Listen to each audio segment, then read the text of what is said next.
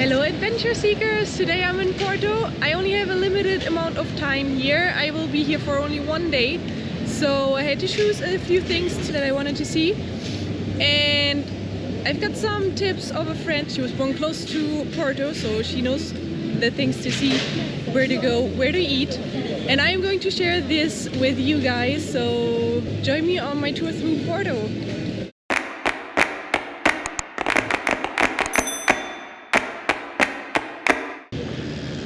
Alright, first impression, beautiful city, a lot of very cute and beautiful streets and buildings. Just look at that McDonald's behind me.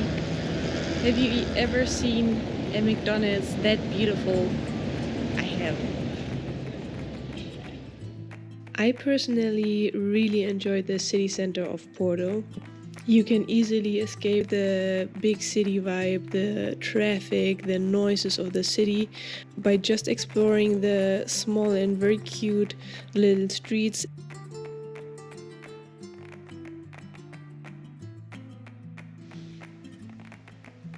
The Palacio da Bolsa, or in English Stock Exchange Palace, is located in the historic center of Porto, and it was built in the 19th century.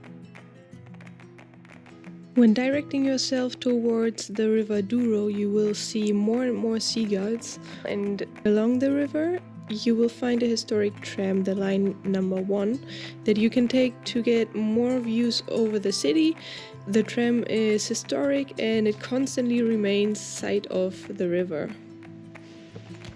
Of course, the ride on the tram is beautiful, but I definitely recommend you to take a walk along the riverside as well, since by doing that you will get to know the vibe of the city the best. And another recommendation, it's definitely worth getting lost in all of these tiny, cute, super old streets here in Porto.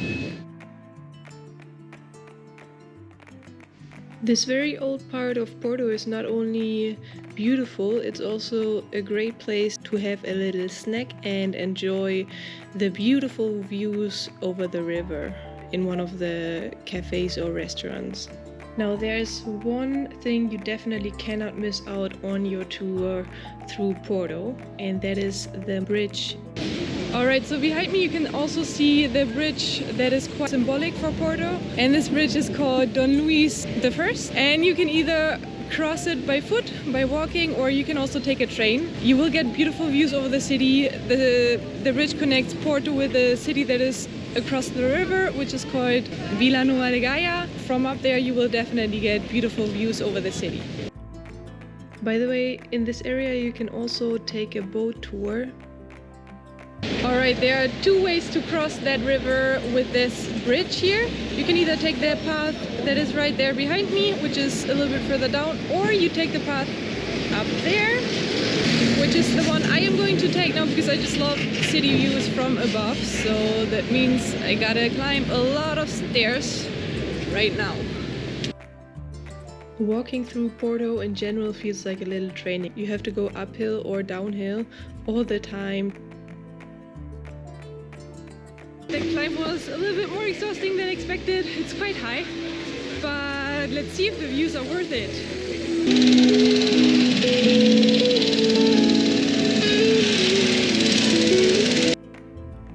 Be a little bit careful on the bridge since there's also a tramway on it, and there's quite a lot of people working on it as well. Now what do you think? Was it worth it getting up here? Would you go?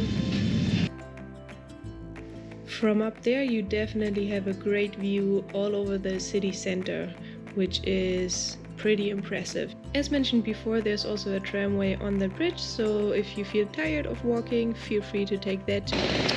Alright, now that I'm up here, I just found another way to get up, which is way easier. There's also a little cable car down there.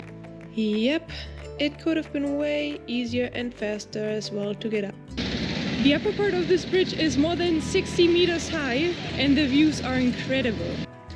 I personally really enjoyed to walk on that bridge as you get great views over both sides of the river. That's why I definitely recommend you to take that walk as well. Once you reach the other side, you will reach a little park with a beautiful viewpoint.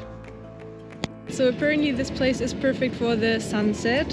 Unfortunately, I don't think today we will be lucky with the sunset, but if you come here and you are luckier with the weather than I am today, this is the place to see the sunset.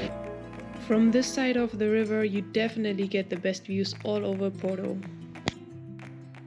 Not far away from that viewpoint, you can also find the wine cellars. Now, amongst other things, Porto is very famous for its wine, the Porto Wine, and you can do some wine tasting on the other side of the bridge in Vila Nova de Gaia, and this place is famous for it. So if you enjoy drinking wine, make sure to come here and do some wine tasting. I recommend you to take your time on this side of the river as well, not only to enjoy the views over Porto, but also to take another walk along the riverside. Here you can buy some souvenirs and also find lots of restaurants and typical Portuguese food. Besides that, this is where you'll find a lot of offers to do wine tasting. One of the stores on this side of the river you shouldn't miss out is the Casa Orienta, where you can find thousands of canned sardines that are quite typical for Porto. Just the design alone of this store is worth a visit, and it's fun to explore all it has to offer. But make sure to also get your souvenir here if, of course, you like to eat fish. Alright, now this is my personal recommendation. Try one of those codfish cakes. There's cheese in it and it's delicious. I personally love them.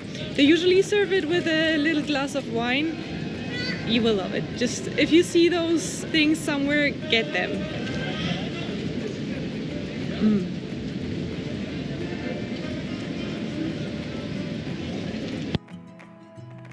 This store is another one you shouldn't miss out.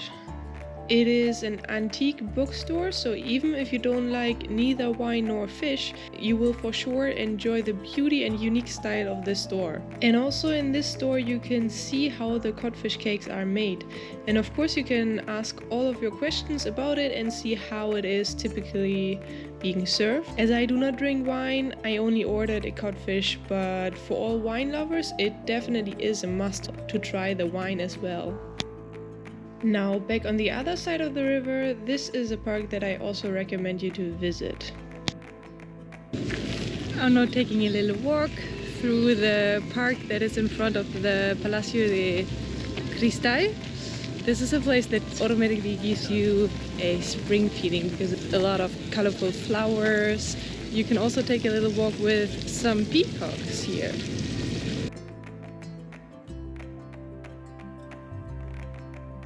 One last recommendation for today, you definitely have to try those things here. They are called Natas and it's very typical in Portugal. You will find them everywhere in basically all of the bakeries.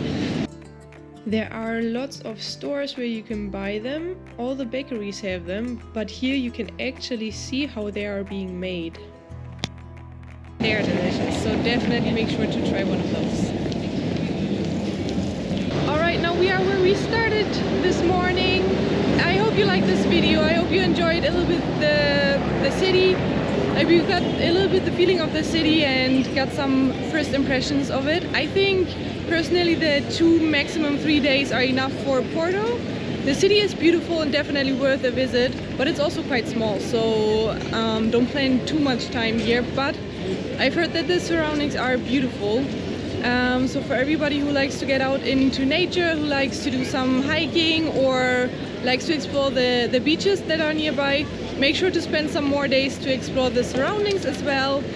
And that's it for this video. I hope you enjoyed it. If you did, make sure to give me a thumbs up, subscribe to my channel, and I'll see you in the next video.